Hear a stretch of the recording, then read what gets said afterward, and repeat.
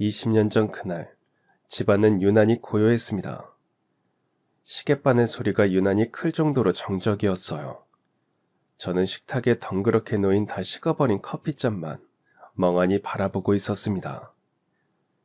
딸아이를 잃은 후에는 시간이 멈춰버린 것 같았어요. 그날을 떠올리는 건 고통이었습니다. 평범했던 어느 날 아침, 저는 출근하며 딸과 시어머니에게 인사를 했습니다. 유진아, 엄마 회사 다녀올게. 할머니 말씀 잘 듣고 있어. 어머니, 이따 퇴근하고 올 때 장 보러 갈 건데 필요한 거 없으세요? 아유, 됐다. 안 그래도 힘든데 바로 집으로 와라. 내가 이따가 유진이 데리고 장 보러 다녀오면 돼. 알겠어요. 그럼 다녀오겠습니다. 유진아, 엄마 갔다 올게. 정신없이 일하고 돌아왔는데 집안은 고요했습니다. 평소 같았으면 어머니는 저녁을 준비하고 있고 유진이는 TV를 보거나 장난감을 가지고 놀고 있어야 하는데 말이죠. 이상하다 생각했지만 아침에 장을 보러 가신다고 했던 게 생각났고 조금 늦어지나 싶었습니다. 그런데 잠시 후 어머니는 혼자 집에 돌아왔습니다. 옆에 있어야 할 유진이가 보이지 않아 어딨냐고 물었더니 어머니는 계속 같은 말만 반복하며 횡설수설하셨어요. 애가 없어졌어. 분명 내 옆에 있었는데. 진이야, 우리 유진이 어딨니? 응? 유진이가 어디로 갔을까? 어머니는 마트에 가서 장을 보다가 유진이를 잃어버린 거였습니다. 그날 이후 저는 경찰서를 드나들며 아이를 찾으려 했고 실종 전단을 만들어 돌려보기도 했지만 감쪽같이 사라진 딸을 찾을 수는 없었습니다. 그렇게 2년이 흘렀습니다. 생활은 무너졌고 그토록 사이가 좋았던 어머니에게도 원망이 쌓였어요. 그러던 어느 날 아침부터 초인종이 요란스럽게 울렸습니다. 문을 열자 경찰 2명이 서 있었어요. 아침부터 죄송합니다. 이유진 어린이가 이 집 따님 맞죠? 경찰 입에서 나온 딸아이의 이름을 듣고 저는 가슴이 덜컥 내려앉았어요. 숨을 참고 떨리는 목소리로 답했습니다. 네, 제 딸이에요. 우리 딸 찾은 건가요? 그러자 경찰은 제 뒤에 조용히 서 있던 시어머니를 보더니 짧게 고개를 끄덕이며 말했습니다. 네, 따님 찾았습니다. 그 일 관련해서 지금 바로 동행해 주셔야 합니다. 그리고 그 뒤엔 믿을 수 없는 장면이 눈앞에서 펼쳐졌어요. 경찰은 저를 지나치더니 제 뒤에 서 있는 시어머니의 손목에 수갑을 채웠습니다. 저희 엄마는 유독 아들아들 하는 분이었습니다. 그래서 어렸을 때부터 유독 오빠와 저는 차별을 받고 자랐어요. 고등학교에 들어가서 반에서 반장에 뽑혀도 어린애가 피곤하게 그런 거에서 뭐하냐는 말을 하셨고 공부하는 것도 좋아하지 않았습니다. 오히려 집안일만 도우기를 바라셨어요. 진이야, 진이야, 이리 와봐.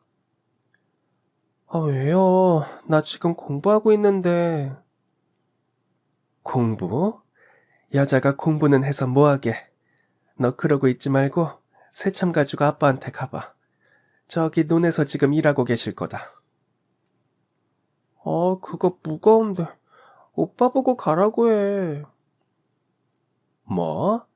오빠가 거길 왜 가? 오빠는 공부하기도 시간이 모자라. 오빠는 우리 집 장손이고 집안 일으킬 사람인데 방해하면 안 되지. 그럼 나도 공부 잘한다고. 엄마는 맨날 오빠밖에 모르지. 됐어, 나 안 가. 얘가 갑자기 왜 이래? 공부는 무슨 공부야? 조용히 있다가 시집이나 가면 되지. 얼른 새참 갖다 주고 이따가 엄마도 밭에 나가봐야 하니까 저녁 때 오면 오빠 밥 챙겨줘라. 오빠는 손이 없어 발이 없어. 오빠가 챙겨 먹으면 되잖아. 왜 맨날 나한테만 시키는 거야? 김진희, 너 지금 엄마한테 대드는 거야? 하라면 할 것이지 뭐 그리 말이 많아. 그럼 오빠가 남자가 돼서 부엌 들어와서 밥 차리고 설거지하니? 응? 그런 건 네가 해야지. 어릴 때였지만 이해할 수가 없었습니다. 오빠나 저나 똑같은 자식인데 왜 그렇게 늘 아들아들 하면서 오빠만 싸고 도는지 말이죠. 오빠가 공부를 잘해서 그런가 싶어 뒤처지지 않으려고 저도 열심히 해서 100점을 맞아와도 칭찬을 듣는 건 오빠의 몫이었습니다. 그래서인지 저와 엄마의 사이는 다른 모녀들처럼 가깝지도 좋지도 않았습니다. 오빠는 고등학교를 졸업하고 대학교에도 갔습니다. 저도 그렇게 하고 싶었어요. 엄마, 나도 공부 잘하니까 대학교 갈 수 있지? 무슨 소리야? 너 대학교 가려고? 무슨 돈으로? 그야, 당연히 엄마랑 아버지가. 누가 너한테 대학 가래? 웃기는 소리 하고 있어. 오빠 나 대학 보내기에도 빠듯해 죽겠어. 너도 헛소리 하지 말고 고등학교 졸업하면 취업을 해서 돈을 벌던지 바로 시집을 가던지 해. 풍족하지 않은 형편에서도 오빠는 대학교를 보내줬지만 저는 고등학교만 간신히 졸업을 했어요. 대학에 가고 싶었지만 엄마는 여자가 공부 많이 하면 골치 아픈 일만 생긴다면서 상업고등학교에 들어가서 졸업하고 얼른 취업이나 하라고 했죠. 그래서 저는 엄마 말대로 졸업하자마자 한 회사의 경리로 취업해서 집을 나와 독립했습니다. 그동안 그 작은 시골 마을에서 오빠와 차별받으며 살다가 혼자 살게 되니 너무 좋았어요. 이제 내 인생은 그 누구와도 비교당하지 않고 스스로 개척해 나가리라 마음먹었습니다. 회사에서 만난 동료 중에는 저랑 마음이 잘 맞는 여자 선배가 있었습니다. 선배 역시 시골에서 큰 도시로 올라왔었고 저를 보면 친동생을 보는 것 같다면서 제가 회사와 새로운 생활에 적응할 수 있게 많이 도와줬어요. 그 선배는 올해 만나온 남자가 있었고 제가 일하고 1년 정도 됐을 때 두 사람은 결혼을 했죠. 그 선배가 신혼여행을 갔다 돌아온 날 같이 점심을 먹는데 생각지도 못한 이야기를 꺼냈습니다. 진희 씨, 지금 만나는 사람 있어? 아니요, 저 연애 해본 적도 없어요. 진짜? 그럼 남자 소개 받아볼래? 갑작스런 말에 어떻게 반응을 해야 할지 몰라 가만히 있었더니 선배는 계속해서 말을 이어갔습니다. 사실 우리 남편 친구가 결혼식에 왔다가 진희 씨 보고 반했대. 그래서 남편한테 계속 소개시켜달라고 했나 봐. 괜찮으면 둘이 한번 만나볼래? 근데 선배, 너무 급작스럽고 이런 적이 한 번도 없어서요. 이참에 한번 해보는 거지. 이것도 다 경험이야, 경험. 그리고 나도 그 사람 잘하는데 사람이 성격도 좋고 괜찮아. 내가 진희 씨 아끼는데 이상한 사람이면 이런 말 하지도 않아. 사람 좋은 건 내가 보장할게. 그리고 둘이 잘 어울릴 것 같은데 한번 만나봐. 선배의 말에 저는 그 남자를 가벼운 마음으로 만나보기로 했습니다. 주말이 됐고 약속 장소로 나갔더니 그 남자가 저를 기다리고 있었어요. 저기, 이정수 씨 맞으시죠? 네. 생각보다 빨리 오셨네요. 찾는데 어렵지는 않으셨어요? 네, 괜찮았어요. 만나서 반갑습니다. 남자는 밥 먹는 내내 긴장한 듯 보였는데요. 저보다 나이가 3살 많다고 했었는데 그렇게 안절부절하는 모습이 귀여워 보였습니다. 저희는 밥을 먹고 커피를 마시러 근처에 있는 카페로 자리를 옮겼습니다. 이런 말 어떨지 모르겠지만, 친구 결혼식에서 진희 씨 보고 첫눈에 반했습니다. 아, 저도 이런 적이 처음이라서 얼마나 망설였는지 몰라요. 저 이상하다고 생각하셨죠? 아니에요. 뭐 좀 당황스럽긴 했는데, 그래도 이상하다고 생각하지는 않았어요. 저도 용기가 안 나서 친구한테 부탁할까 말까 많이 생각했었어요. 근데 아무것도 안 해보고 후회하기보다는 뭐라도 한번 해보고 싶더라고요. 그래서 친구한테 부탁했는데 오늘 이렇게 진희 씨 직접 만나서 밥도 먹고 대화도 해보니까 용기 내서 부탁하길 정말 잘했다는 생각이 드네요. 부끄럽게 자신의 마음을 전하는 그 남자가 저도 싫지 않았습니다.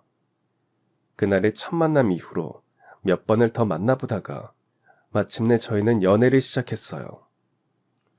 제가 그동안 알던 남자와 그는 여러모로 달랐습니다. 가족들이 남아 선호 사상이 강했는데 그는 언제나 저를 먼저 생각해줬어요. 힘든 일은 자신이 먼저 나서서 했고 언제 어디서든 저를 아끼고 위한다는 게 말하지 않아도 행동으로 충분히 전해졌습니다. 연애 경험은 없었지만 그래도 이 남자를 놓치면 후회할 거라는 생각이 들었습니다. 그래서 이번에는 제가 먼저 그에게 청혼했습니다. 그는 기뻐하며 청혼을 받아줬고 며칠 뒤 가족에게 저를 소개했습니다. 가족이라고 해봤자 어머니 한 분뿐이었어요. 정수 씨가 군복무를 하고 있을 때 아버지가 돌아가셨고 이후 어머니와 단둘이 살고 있었죠. 정수 씨, 저 괜찮아요? 어머니 뵌다고 하니까 너무 긴장돼서 아, 어제 잠도 잘 못 잤어요. 우리 어머니 진짜 좋은 분이니까 긴장 안 해도 돼. 정수 씨의 어머니는 그의 말대로 인자하고 다정한 분이셨고 처음 만났을 때부터 저에게 잘해주셨습니다. 저한테 잘해주는 사람이 싫을 리 없었고 처음 만난 이후로 제가 먼저 자주 찾아뵈면서 저희는 점점 가까운 사이가 됐습니다. 결혼을 준비하던 중에 시어머니의 생신이 있어서 제가 직접 모시고 백화점에 가서 옷을 사드린 적이 있는데요. 어머니는 그게 고맙다면서 제게 맛있는 밥을 사주셨습니다. 식기 전에 어서 들어. 진이야, 오늘 나랑 이렇게 같이 다녀준 것도 선물도 너무너무 고맙다. 아니에요, 어머님. 제가 해드리고 싶어서 그런 건데요. 옷 마음에 드세요? 그럼 나 이거 정말 좋은 날에만 아껴서 입을 거야. 에이, 팍팍 입으세요. 제가 또 사드릴게요.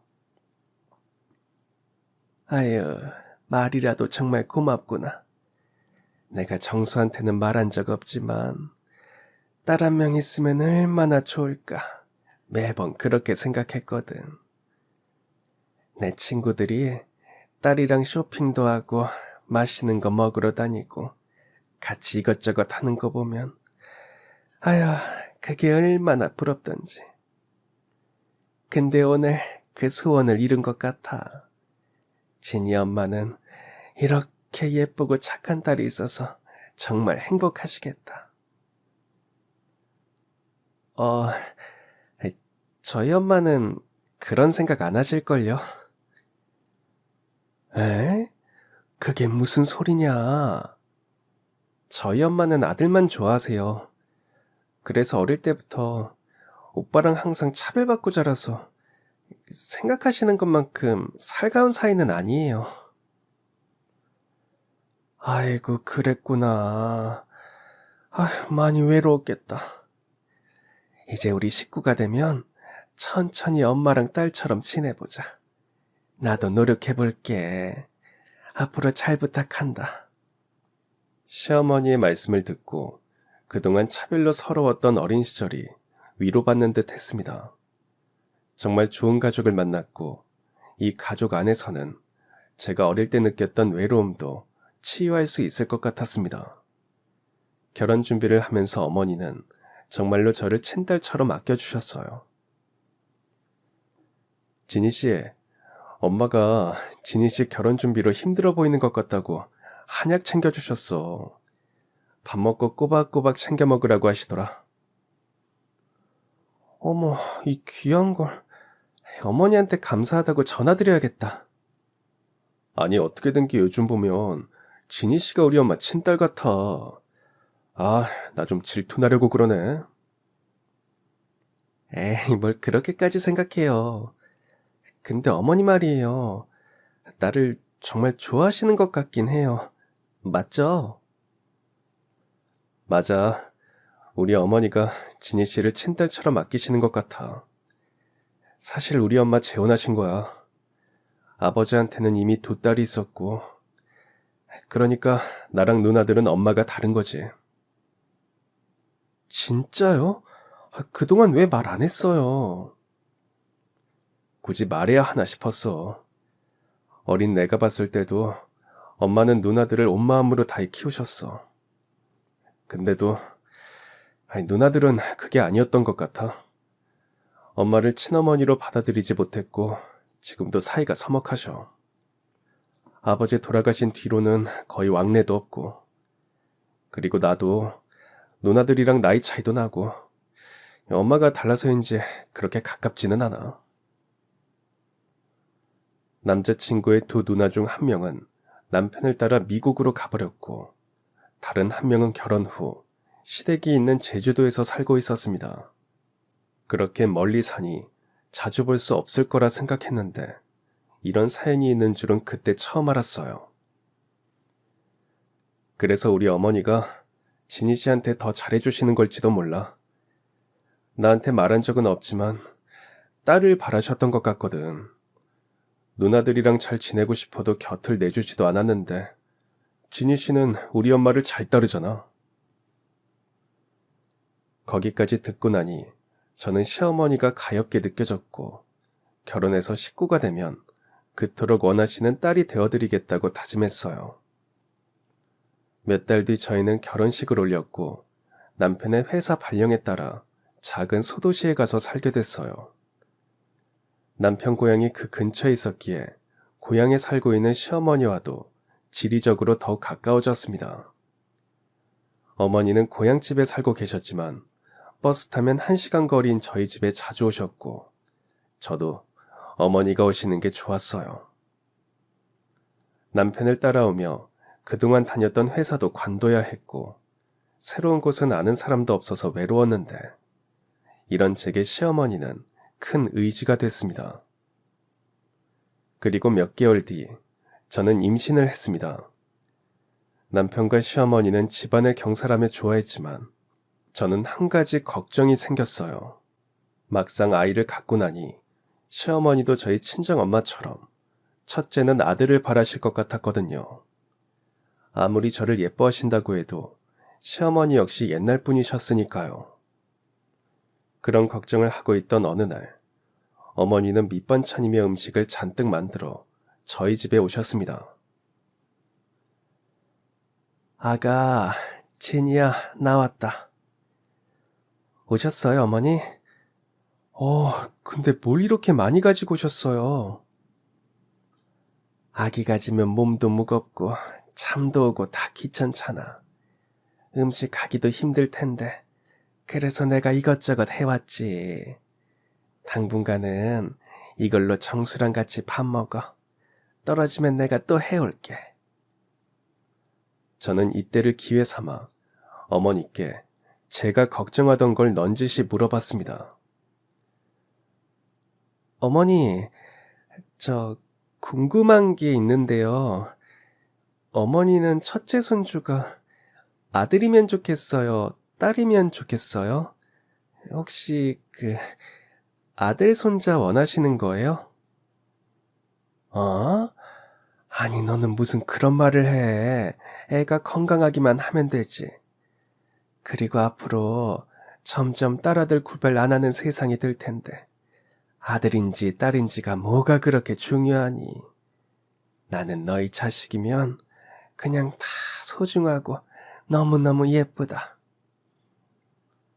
어머니 말씀을 듣고 나자 왠지 모르게 안심이 됐습니다. 어머니는 아이가 태어날 때까지 지극정성으로 저를 돌봐주셨고 마침내 저는 예쁜 딸을 낳았습니다.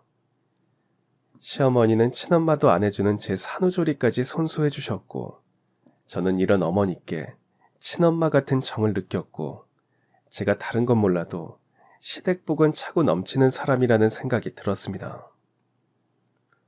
딸의 이름은 유진이라 지었고 유진이가 저희에게 찾아온 뒤로 가족은 더욱 행복했고 딸은 하루가 다르게 건강하게 자랐습니다. 아무리 힘든 일이 있어도 딸의 웃음과 애교 하나면 모든 걱정이 날아갔고 이런 하루하루가 계속될 줄 알았습니다. 하지만 딸이 3살 되던 해 저희 가족에게는 큰 불행이 닥쳤습니다. 늦은 밤까지 야근을 하고 돌아오던 남편이 사고로 세상을 떠나고 말았어요. 졸음운전을 하던 트럭과 충돌했고 그 자리에서 남편은 바로 목숨을 잃었습니다.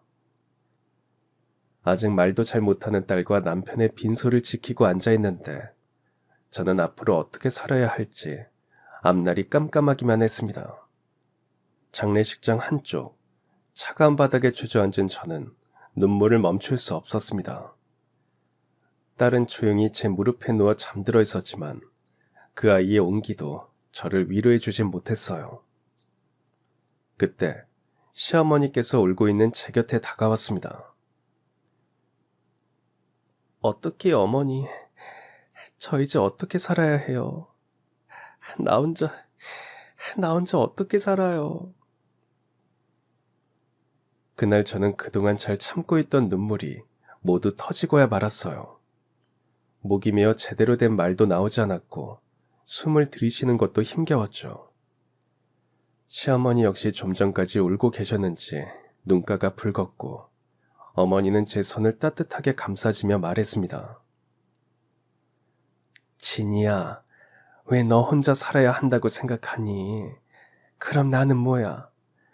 이제부터는 내가 너를 지킬 거고 너는 우리 유진이를 지켜야 해. 진이 네가 유진이 엄마잖니. 정수는 떠났지만 우리 셋이 같이 살아가는 거야. 그러니까 너무 두려워하지 마라.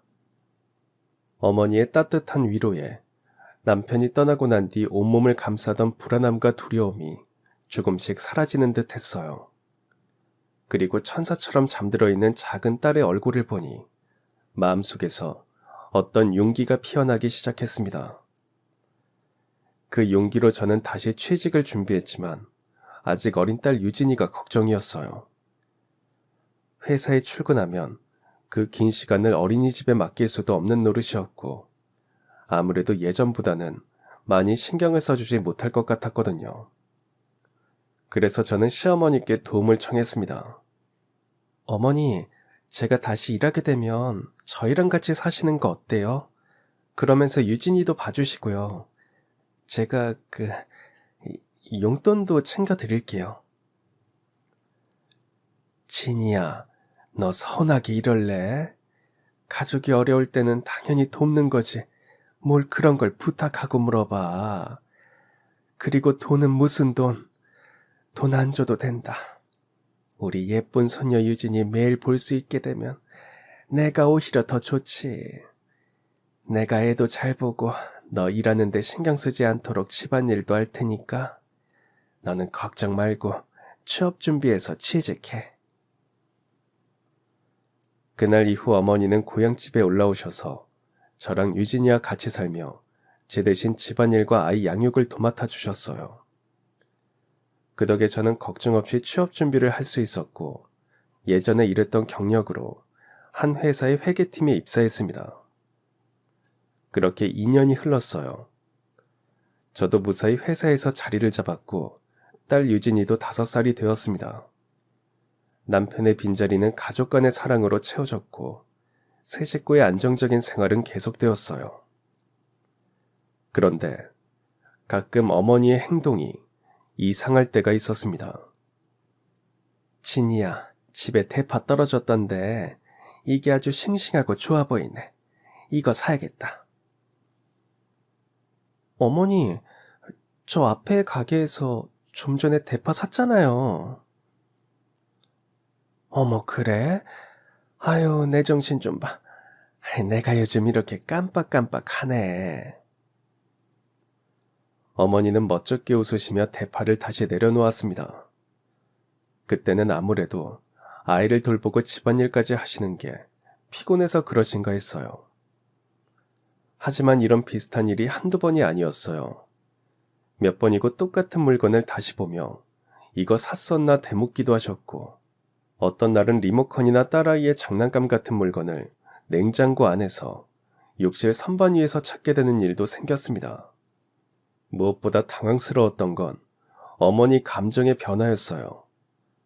하루는 어머니의 표정이 좋지 않은 날이었어요. 어머니, 오늘 안색이 왜 이렇게 안 좋으세요? 혹시 어디 아프신 거예요? 얼굴도 빨갛고요. 아유, 아니다, 괜찮아. 그냥 나이가 들어서 그런가 보다. 별일 아닌 듯 말씀하셨지만 저는 아무래도 걱정이 돼서 어머니의 이마를 짚어보려고 했어요. 그러자 어머니는 제 손을 탁 쳐내면서 그동안 한 번도 들어보지 못한 짜증스런 말투로 말씀하셨습니다. 아, 괜찮다고 하는데 얘가 왜 이래? 병자 취급하지 마라. 어머니는 그렇게 화를 내시고는 자신도 깜짝 놀라신 듯 했습니다. 그러더니 갑자기 또 자신이 쳐낸 제 손을 잡으며 인자한 말투로 말씀하셨어요. 진이야, 손 아팠지? 아유, 빨개졌네. 미안하다. 내가 좀 예민했나 봐. 평소엔 다정하고 인자하시던 분이 갑자기 예민하게 반응하거나 전혀 기분 나쁘지 않은 말에 화를 내는 일도 있었습니다. 그러다 금세 다시 아무 일 없었다는 듯 웃으시는 모습을 보면 저도 어떻게 반응해야 할지 몰랐어요. 그땐 그냥 나이 탓이려니, 기분이 안 좋으신 날이려니 하고 넘겼습니다. 당시엔 몰랐지만 지금 와서 생각하면 그 모든 순간이 하나의 징후였던 것 같아요. 아주 조용하고 은근하게 다가오는 변화. 그게 바로 저희 가족이 겪게 될 진정한 불행의 시작이었던 것 같습니다. 그날도 보통의 날과 다를 바 없었어요. 금요일 아침이었고 하루만 출근하면 주말에는 푹 쉴 수 있다는 생각에 마음이 가벼웠고, 기분 좋게 딸과 시어머니에게 다녀오겠다는 인사를 했습니다. 유진아, 엄마 회사 다녀올게. 할머니 말씀 잘 듣고 있어. 어머니, 이따 퇴근하고 올 때 장 보러 갈 건데 필요한 거 없으세요? 주말에 집에서 맛있는 거라도 해 먹으려면 장 좀 봐야 할 것 같아요. 아유, 됐다. 안 그래도 저녁 되면 피곤할 텐데 그냥 바로 집으로 와라. 내가 이따가 유진이 데리고 천천히 장 보러 갔다 올게. 역시 저 생각해주는 건 어머니밖에 없다니까요. 알겠어요. 그럼 다녀오겠습니다. 유진아, 엄마 갔다 올게. 두 사람의 배웅을 받으며 회사로 향했고, 정신없이 시간이 흘렀고 퇴근 시간이 되었습니다. 빨리 쉬고 싶어서 집으로 한달음에 달려갔는데 집은 조용했습니다. 보통 이 시간이면 어머니께서는 저녁을 만들고 계시고 유진이는 TV를 보고 있었거든요. 장 보러 가신다고 하더니 조금 늦으시나? 이런 생각을 하면서 저도 일단 씻고 두 사람이 오기만을 기다렸는데요. 밖이 어두워져도 오지 않아 나가보려고 하던 찰나에 어머니가 집에 돌아오셨습니다. 근데 어머니는 혼자였습니다. 옆에 있어야 할 제 딸 유진이가 보이지 않았어요. 어머니, 오늘 마트 가신다더니 좀 늦으셨네요. 장은 다 보셨어요? 근데 유진이는요? 그게 진이야. 유진이가... 저는 어머니의 하얗게 질린 표정에서 뭔가 잘못됐다는 걸 느꼈습니다. 그 불안함에 저도 모르게 큰 소리가 나왔어요. 어머니, 유진이 어딨냐고요? 왜 혼자 오셨어요, 네? 제가 마구 다그치자 어머니는 계속 같은 말만 반복하며 횡설수설했습니다. 잠깐 한눈을 판 사이에 애가 없어졌어. 진이야, 우리 유진이 어딨니? 집에 먼저 안 왔어? 유진아, 할미 왔다, 유진아. 어머니는 유진이를 찾는 것처럼 온 집안을 뒤졌습니다. 어머니 왜 이러세요? 정신 차리세요. 왜 집에서 유진이를 찾으시는 거예요? 애 데리고 같이 마트 가셨잖아요. 어머니, 이러지 마시고 어떻게 된 일인지 천천히 말씀해 보세요. 어머니가 정신 차리셔야 유진이 찾죠. 유진이가 없어진 게 몇 시였어요? 얼마나 된 건데요? 그게 벌써 1시간이 넘었나? 아니 2시간인가? 아, 진이야. 아유, 나도 잘 모르겠어. 그 말을 듣자마자 동네에 있는 마트로 달려갔습니다. 가슴이 철렁 내려앉은 채로 마트 입구며 계산대며 마트 구석구석 그리고 바깥 주변도 다 찾아다녔지만 딸은 보이지 않았습니다. 그래서 이번에는 경찰서로 향했어요. 아이를 잃어버렸다고요? 네, 4시 30분쯤 마트에 들어갔고 아이가 사라졌다는 걸 어머니가 알아차린 건 아, 정확히 언제인지 모르겠어요. 충격을 받으셨는지 어머니가 지금 정신이 좀 혼란스러워 보이세요. 네, 알겠습니다. 실종 신고로 접수하겠습니다. 아이 사진 갖고 있으시죠? 저는 핸드폰을 뒤져 유진이의 가장 최근 사진을 경찰에게 보여줬습니다.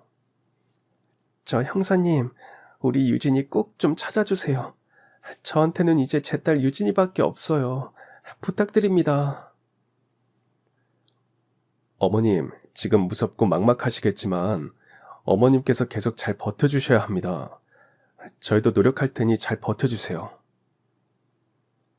집으로 돌아오자 어머니는 불도 켜놓지 않고 소파에 앉아 어두운 창밖만 멍하니 바라보고 있었습니다.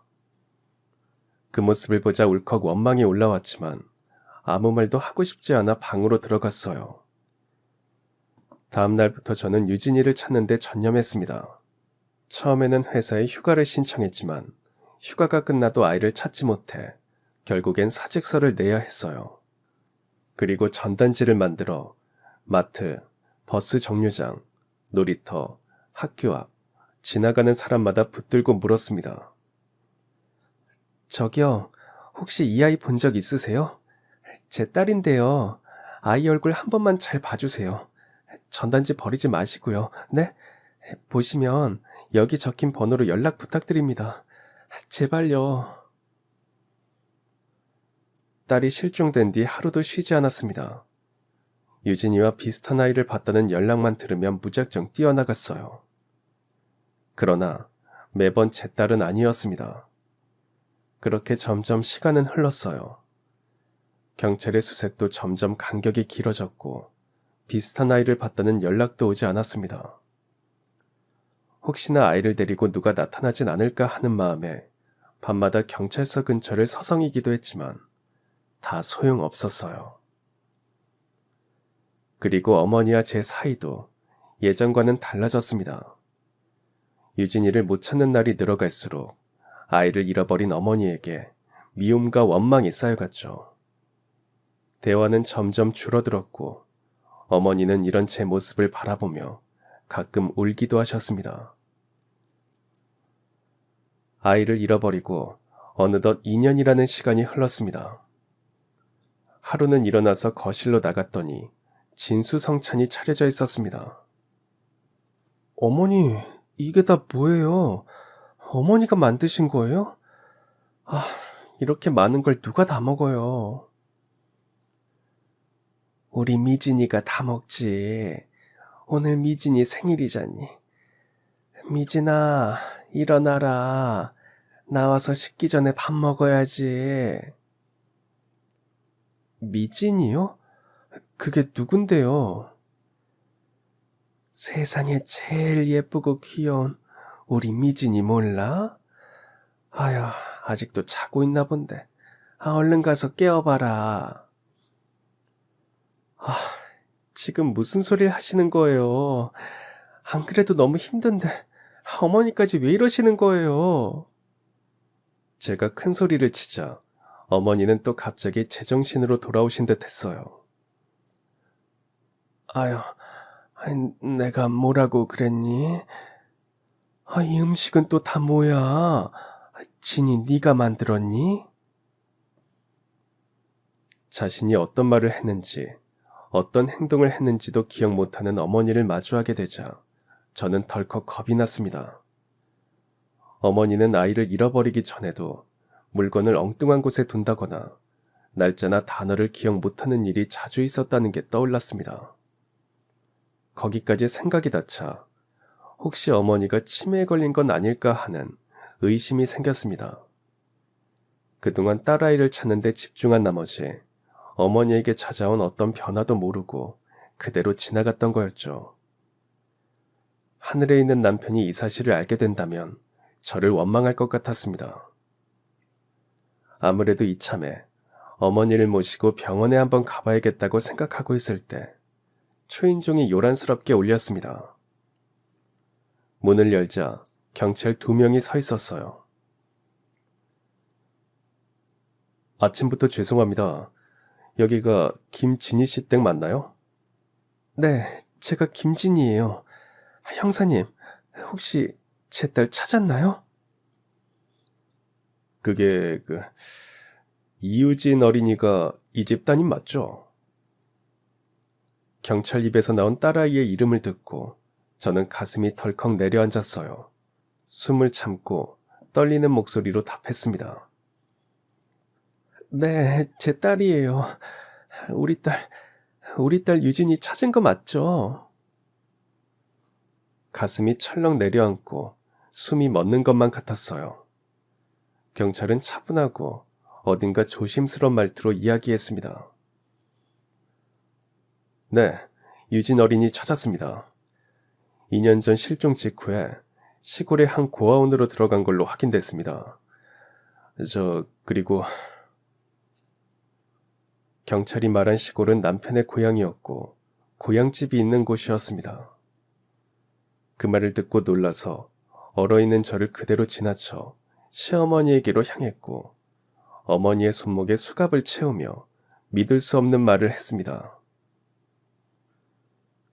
강영순 씨, 실종아동 유기 혐의로 조사 대상입니다. 임의 동행 요청드리겠습니다. 수갑이 채워지는 소리에 저는 다리에 힘이 풀린 나머지 그 자리에 주저앉았습니다. 눈앞에 일어난 모든 일이 현실이 아닌 꿈이길 간절히 바랬어요. 저는 바로 딸아이가 있는 경찰서로 향했습니다. 대기실에서 딸 유진이를 기다리며 앉아있는 시간이 2년보다 더 길게 느껴졌어요. 곧 문이 열리고 여성 경찰관과 어떤 여자 한 분이 조심스럽게 아이의 손을 잡고 들어왔습니다. 7살이 된 아이는 2년 전과는 달라진 모습도 있었지만 그래도 단번에 제 딸 유진이라는 걸 알 수 있었어요. 당장 달려가 그 작은 몸을 껴안았습니다. 유진아, 엄마야, 엄마. 엄마 알아보겠어? 유진이는 저를 처음 보는 사람인 양 알아보지 못하는 눈빛이었습니다. 그저 제 얼굴을 보면서 눈만 끔뻑이고 있었어요. 그 모습에 제가 당황스러워하자 아이를 데리고 온 중년의 경찰관이 조심스럽게 말했습니다. 유진이 어머님, 그게 유진이가 말을 못한다고 합니다. 아니, 정확하게 말하면 실종 당시에 받았던 어떤 충격 때문인지 말을 안 하고 있대요. 믿을 수 없는 상황에 아무런 말도 할 수 없었어요. 그저 한참 동안 아이를 끌어안고 있을 수밖에 없었습니다. 그러다 다시 고개를 들어 천천히 아이의 얼굴을 보고 눈을 마주치며 말했습니다. 내가 유진이 엄마야. 천천히 엄마 얼굴 봐봐, 응? 우리 유진이 이렇게 다시 엄마한테 돌아와줘서 고마워. 엄마는 그걸로도 충분해. 저는 아이의 작은 몸을 다시 끌어안았습니다. 아이에게서는 2년 전에 익숙한 냄새가 났어요. 한참 뒤, 저는 아이를 데리고 밖으로 나가 그동안 보살펴준 고아원 원장님도 만났습니다. 안녕하세요, 원장님. 저희 유진이 잘 보살펴 주셔서 감사합니다. 아니에요. 유진이가 말을 안 하는 것 때문에 검사를 받아봤는데요.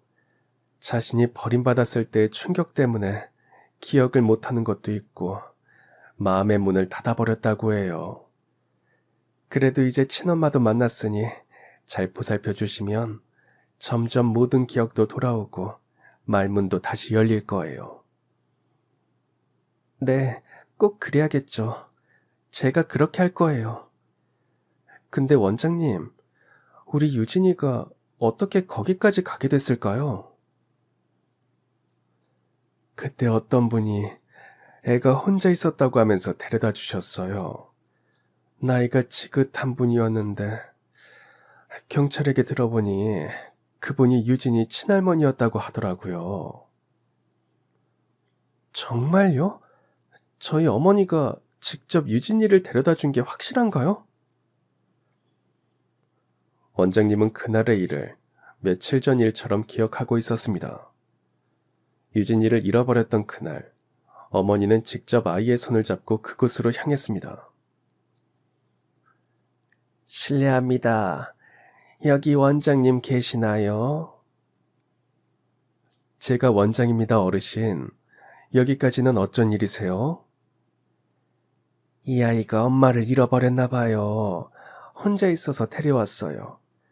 이렇게 어린데 혼자 있다가 사고라도 나면 안 되잖아요. 어린애는 절대 혼자 있으면 안 돼요. 그러다가 무슨 일이라도 생기면 아휴, 부모 마음이 찢어지잖아요.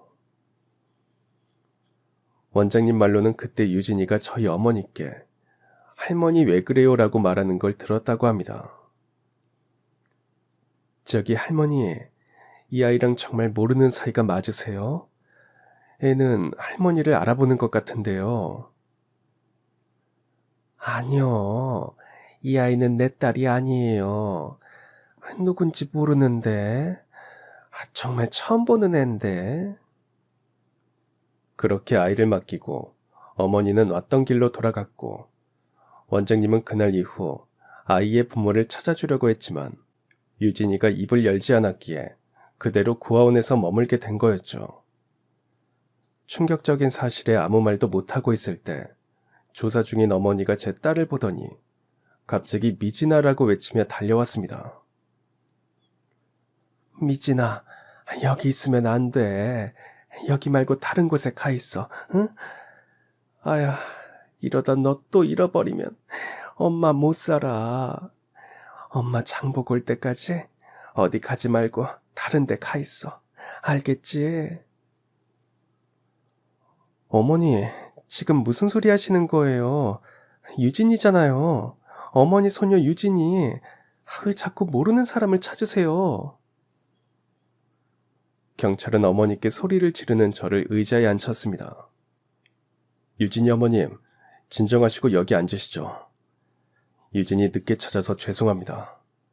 당시에 실종 신고가 그 지역 관할로 들어온 게 없었고 애가 말을 안 하니 행정상으로도 신원미상 아동으로 분류됐나 보더라고요.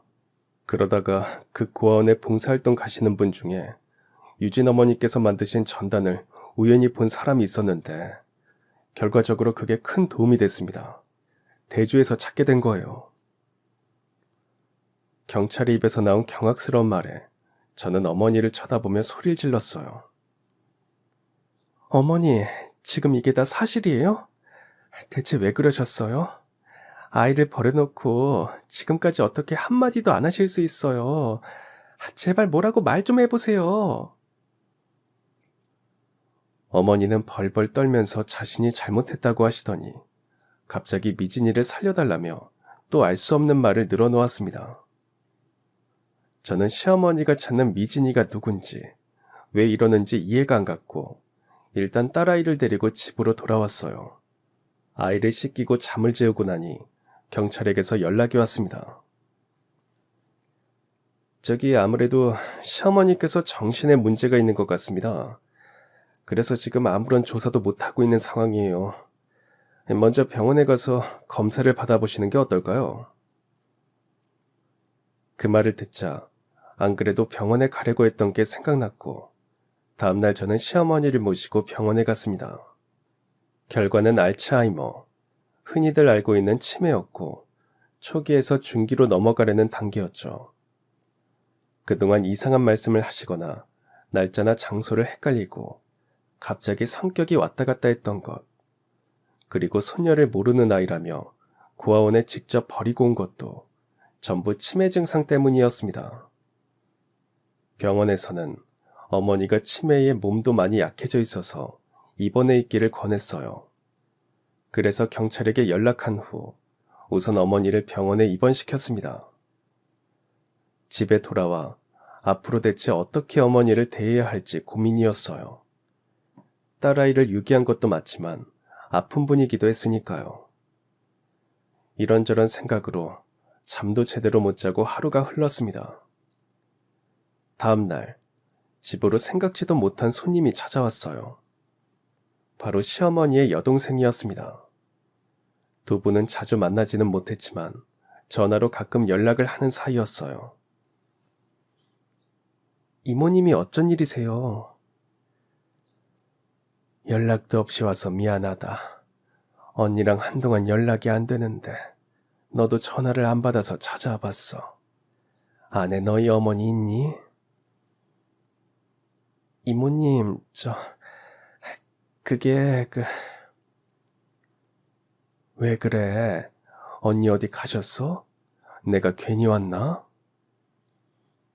저는 그간의 일을 하나도 빠짐없이 말씀드렸고 이모님은 제 말을 듣고는 눈물을 보이셨어요. 저기 진이야, 언니 대신 내가 다 사과하마. 우리 언니 불쌍한 사람이야. 진이 네가 부디 이해를 해줄 수는 없겠니? 왜 그러시는지 알아야 이해를 하죠. 유진이 잃어버린 건 치매 때문이라 그렇다 쳐도 어머니께서 매일 찾아대는 미진이 대체 그 사람이 누군데 그러시는 건지 답답하기만 해요. 물어봐도 제대로 말씀도 안 해주시고요. 저는 답답한 나머지 이모님께 한탄스럽게 말했어요. 이모님은 잠시 생각하시는 듯 하더니 이내 미진이라는 여자에 대한 이야기를 해주셨습니다. 진이 너도 우리 언니가 재혼했다는 건 알고 있지? 미진이는 언니가 첫 번째 결혼했을 때 낳았던 딸 이름이야. 저는 어머니께 딸이 있다는 건 몰랐기에 그 말을 듣고 놀랐습니다. 어머니께서는 첫 딸이었기에 지극정성으로 금이야 오기야 하며 끔찍하게 아끼며 키웠다고 합니다. 이모님은 계속해서 이야기를 이어가셨어요. 미진이가 4~5살쯤 됐을 때였나.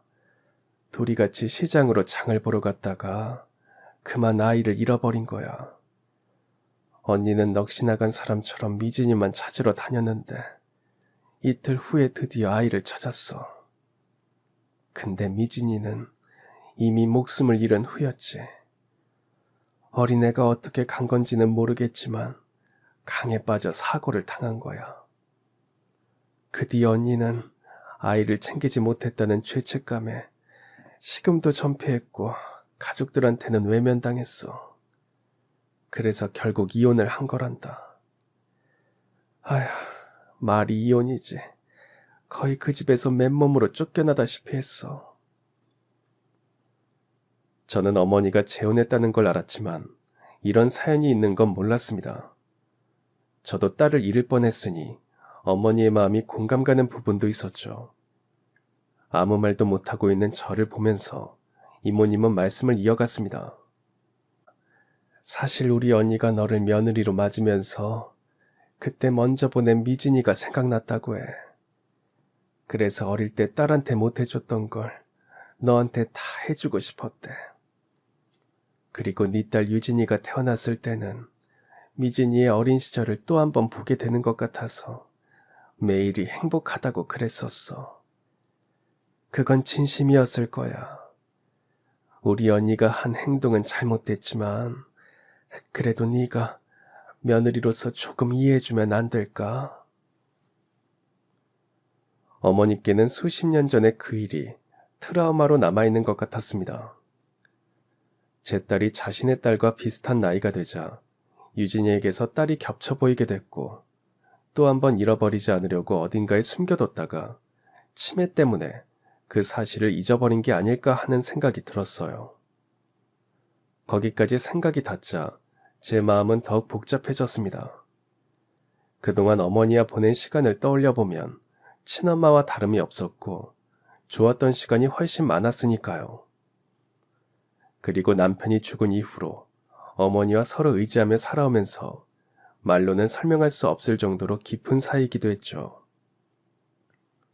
그래서 저는 힘들어도 시어머니를 용서하기로 마음먹었습니다. 다음 날 어머니를 만나려고 병원을 찾았습니다. 어머니, 저 왔어요.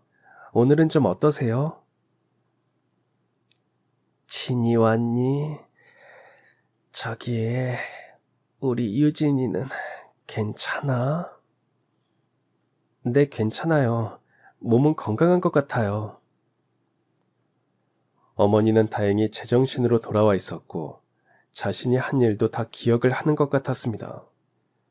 그리고 어머니의 표정은 복잡해 보였습니다.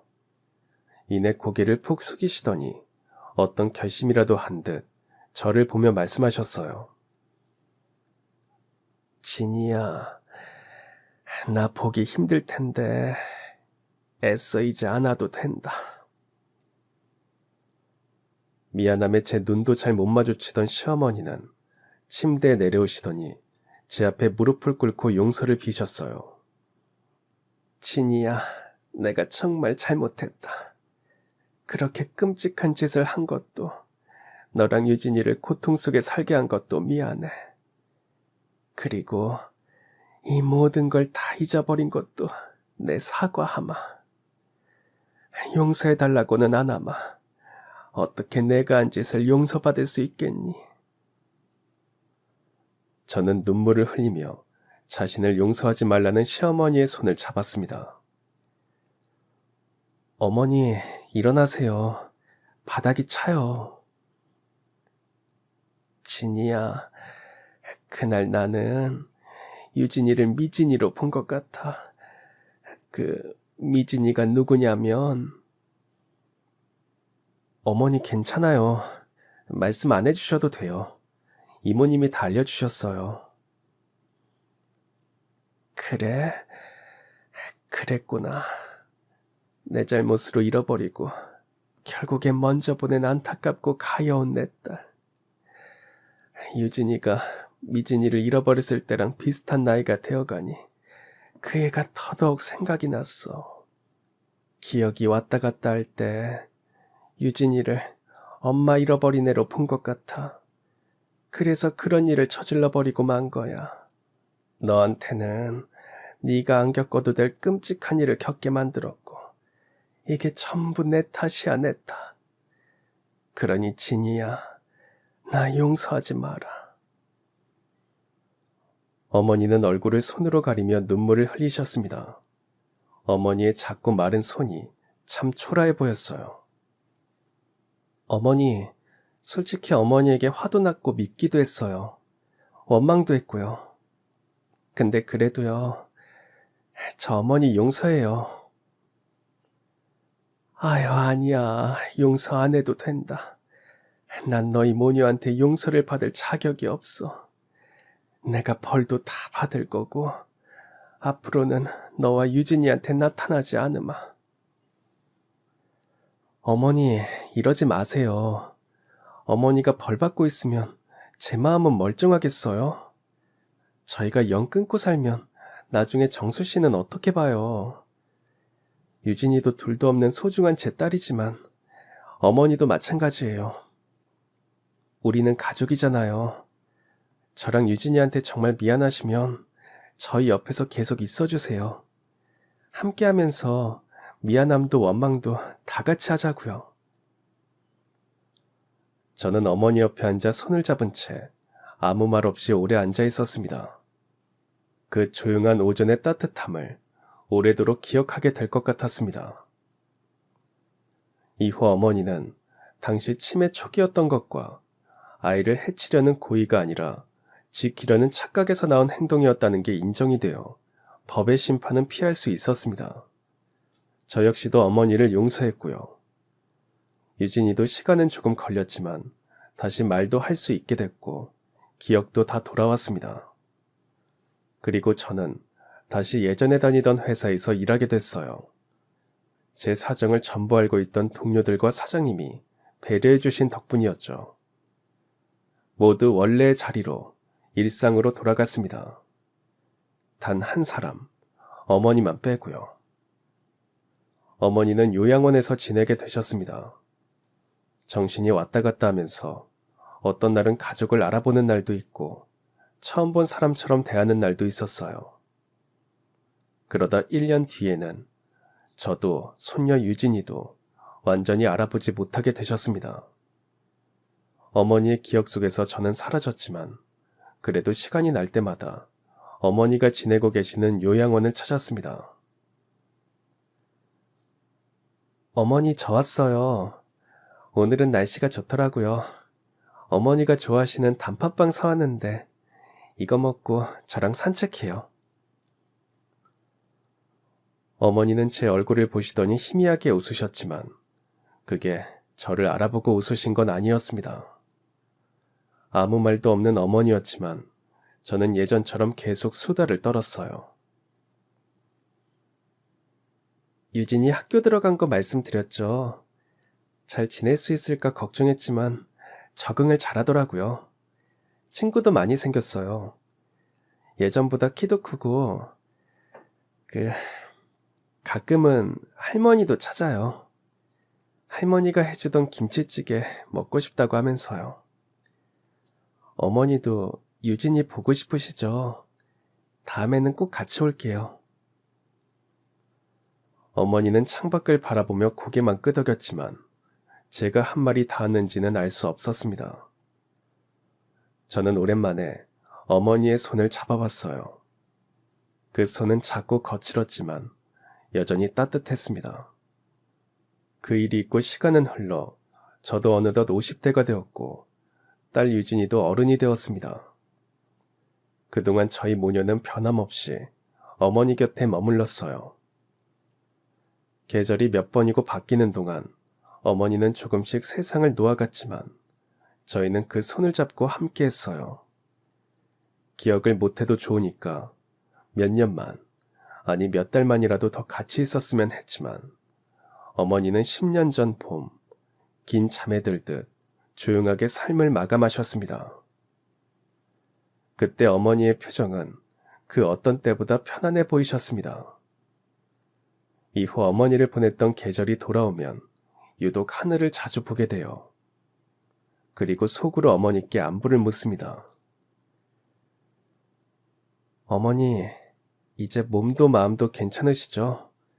거기서 정수 씨도, 그리고 어릴 때 떠난 어머니의 딸 미진이도 만났을 거라 생각하고 있어요. 여기서 저랑 유진이랑 잘 살았던 것처럼 이제는 거기서 세 사람이 행복하게 사셨으면 해요. 어머니, 원망도 했고 미워도 했지만 그래도 항상 감사했어요. 가끔은 이런 생각도 들었습니다.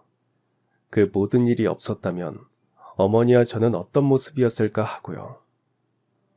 하지만 곧 그런 건 중요하지 않다는 걸 깨닫습니다.